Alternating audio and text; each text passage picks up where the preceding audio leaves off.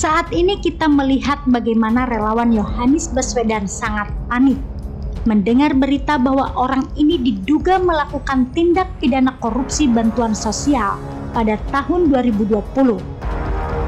Mereka sedang ramai di WhatsApp grup, mencoba untuk membuat narasi-narasi yang mengangkat nama Yohanes Baswedan ini. Karena bukti yang sudah terlalu kuat ditemukan oleh Kurawa, membuat polisi dan KPK tidak mungkin tidak melakukan penyidikan dengan sesegera mungkin. Baru-baru ini mencuat dugaan baru di lingkungan Pemprov DKI Jakarta di masa jabatan Anies Baswedan sebagai gubernur.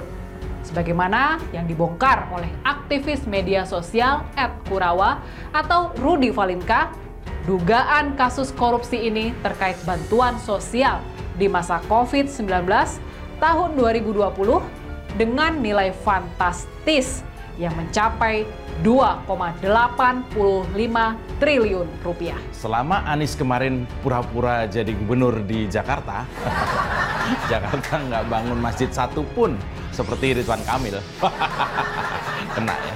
Nah, kenapa nggak bangun masjid? Apakah karena ada dugaan korupsi bansos sejumlah 2,85 triliun rupiah? Kalau sampai ini terbukti, remuk sudah Jakarta di bawah Anies Baswedan. Rudy Valinka mengungkap banyak dugaan ketidakberesan dalam penyaluran bansos tersebut. Bahkan, Rudy pun sempat mendatangi sebuah gudang yang memuat ribuan ton beras yang tak tersalurkan ke rakyat yang membutuhkan. Korupsi bantuan sosial atau bansos adalah bentuk korupsi yang paling bejat. Karena bantuan sosial adalah upaya menangani krisis. Nah, di periode COVID-19 kemarin, terutama saat masa-masa PSBB, banyak rakyat yang kelaparan dan tak bisa membuat dapurnya ngebul. Dalam krisis dan rakyat yang kelaparan, justru korupsi merajalela.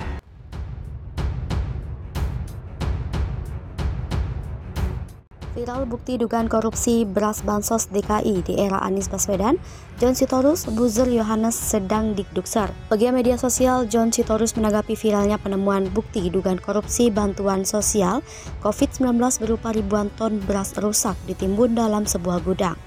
Sebelumnya, bukti-bukti ini diungkap Rudy Valinka yang menuding adanya korupsi di era Gubernur Anies Baswedan. Sebelumnya, pegiat media sosial Rudy Valinka membongkar bukti-bukti penimbunan beras diduga milik Pemprov DKI Jakarta ini di Twitter yang kemudian viral. Ia menduga penganggaran bansos itu pada tahun 2020 silam. Ia juga menyindir para buzzer yang hanya diam. Diketahui sebelumnya, Rudy Valinka membeberkan temuan dugaan korupsi program bansos Pemprov DKI tahun 2020 senilai 2,85 triliun rupiah.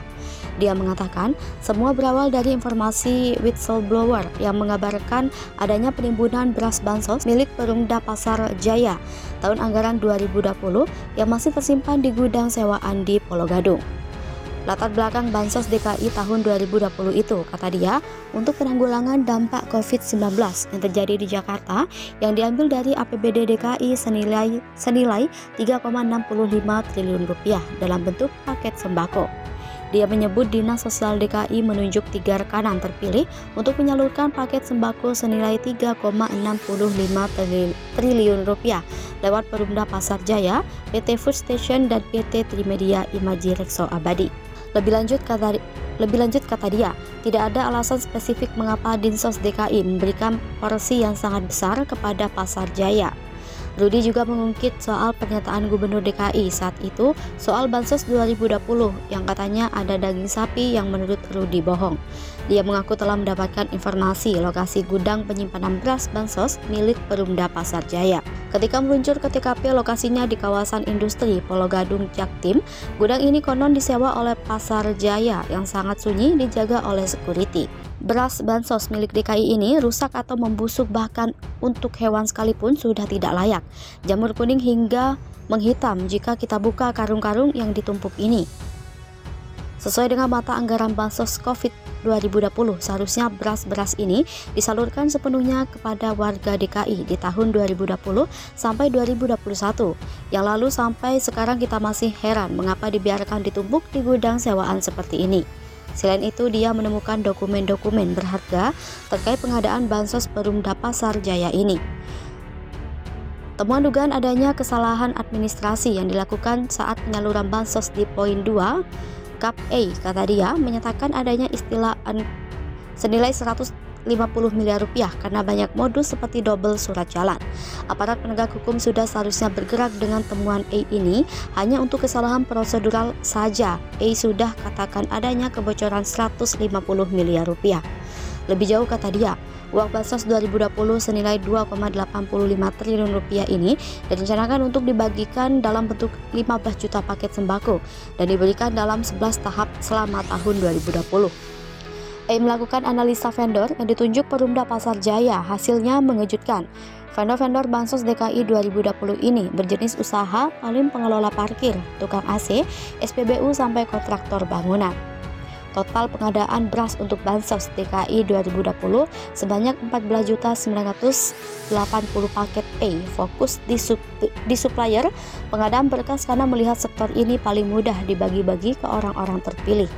Pada tanggal 18 sampai 19 Desember 2020 silam, kata dia, ada yang buat rilis media secara serentak terkait pelaksanaan bansos DKI 2020 ini.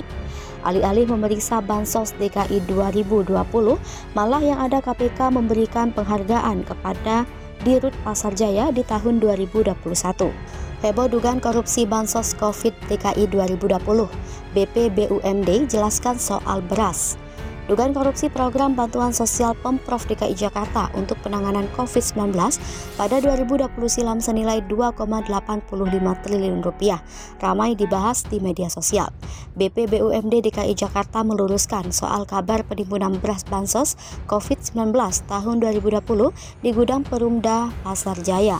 Kabar dugaan penimbunan beras untuk bansos COVID-19 disampaikan oleh pegiat media sosial Rudy Valinka melalui akun Twitternya @kurawa. Rudy menyebut beras itu tersimpan di gudang sewaan yang berlokasi di kawasan Pulau Gadung.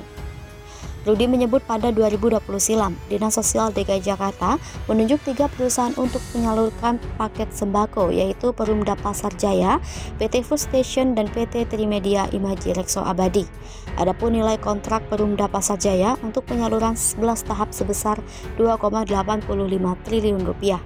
Cuitan itu juga menyertakan kondisi beras yang ada di gudang penyimpanan bansos di Pulau Gadung, di mana kondisi beras bansos yang menumpuk di gudang tampak menguning dan rusak. Rudy juga menyertakan analisa vendor hingga supplier yang mendapat jatah pengadaan bansos DKI Jakarta yang membuat sejumlah nama.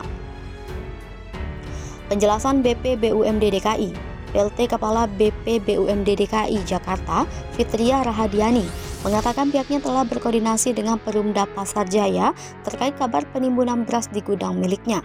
Fitria menjelaskan, beras yang ada di gudang Pulau Gadung itu merupakan stok sisa dari retail perusahaan.